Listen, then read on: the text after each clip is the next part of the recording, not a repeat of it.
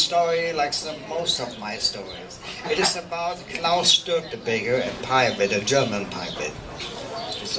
Okay. The year is 1400. Oh, by the way, I was promised more than 3 minutes. Can't be done in 3 minutes. Not a lot more though, not more than 4 though. The year is 1401. It's 11:30 a.m., a cool October morning. The crew below still talks about how the raid went yesterday. Everybody enjoys success along with a mug of rum, and let's not overlook the spoils. No.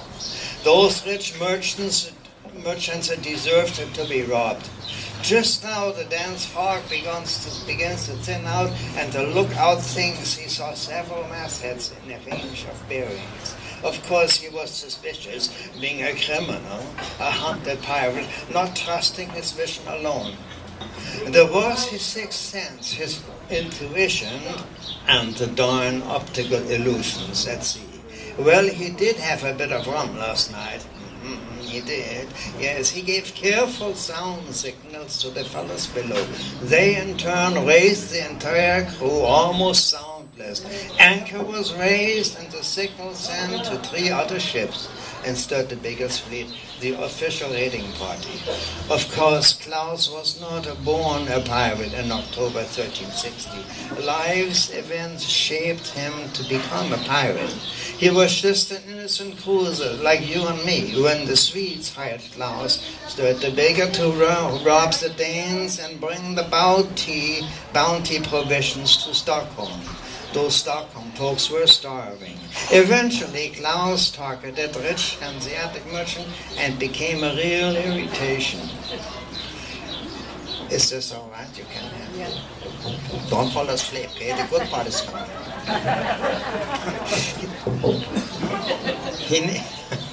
He named his pirate fleet the Equalizers because he gave some of the bounty to the poor, stuff he had no use for.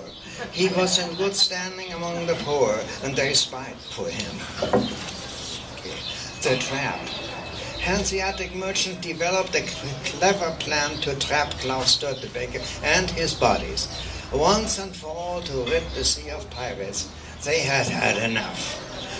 In 1401, a huge fleet caught up with the Störtebekers near Helgoland, and it was on this October day they had the tiny islands around it, and that's why the lookout, through seeing many masts in all directions, those were real masts indeed. Deep down in the bilge, 2 traitors shared space with hundreds of hungry rats.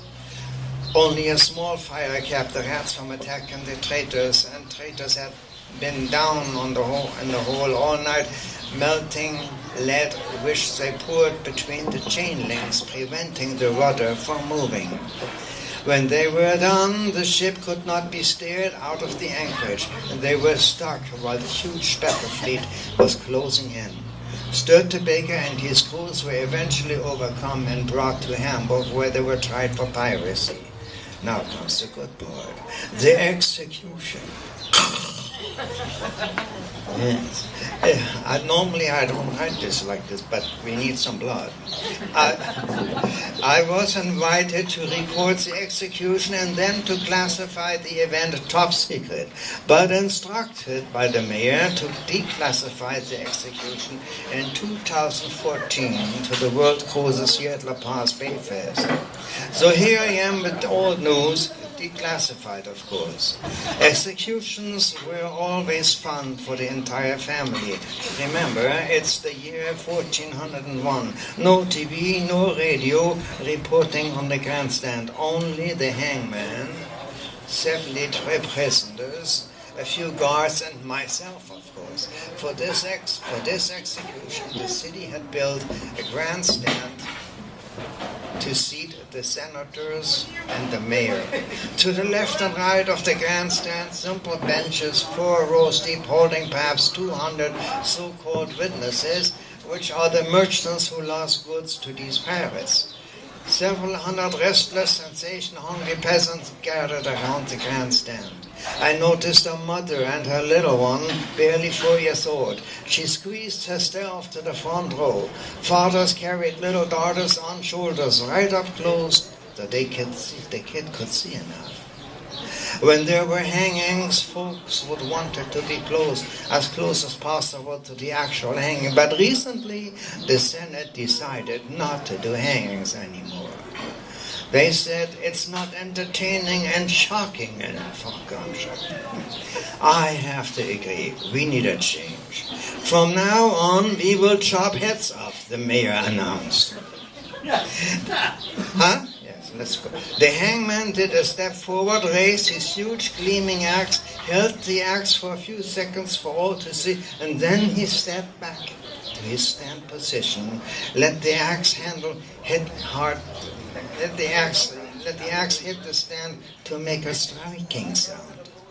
Deeply intimidated, the crowd moved back from the stage a bit. I heard a low, "Oh, me Lord." A few faces lost colors, others grinned and showed black teeth, or no teeth, or brown teeth, depending on what they were smoked or chewed. I overheard an old woman's broken voice, sounding like that of a screaming crow. Sure, it will be messy, but that's what we like in an upgrade. Okay. Klaus Störtebeker asked the mayor to release as many of his companions as he could walk past after being beheaded. The mayor and the Senate granted this request, and the beheading was about to start.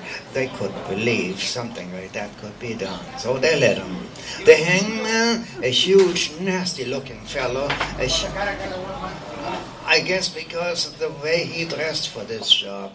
He wore a one-piece pitch-black cloth which went all the way to the floor. His arms were free to the shoulders. He wore a black cap that went over the shoulders.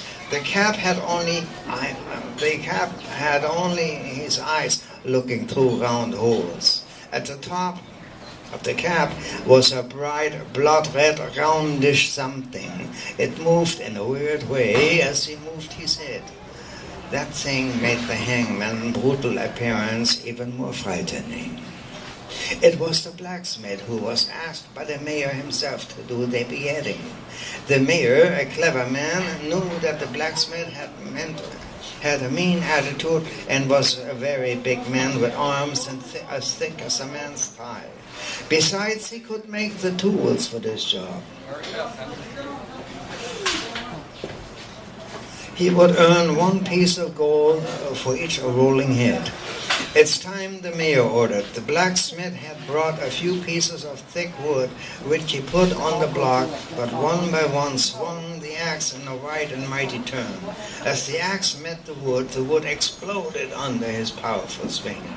Pieces of wood flew left and right as the axe buried itself into the chopping block. Yes, the axe was sharp. Yes, it's a good warmer for the blacksmith, and it got the full attention of everybody, including the prisoners. You could hear the crowd bellowing low wow each time the axe came home. Enough of that, the mayor barked. Let's do Klaus things. Sorry, Guenther. What? Sorry. Back on. Enough time. We're doing 6 minutes.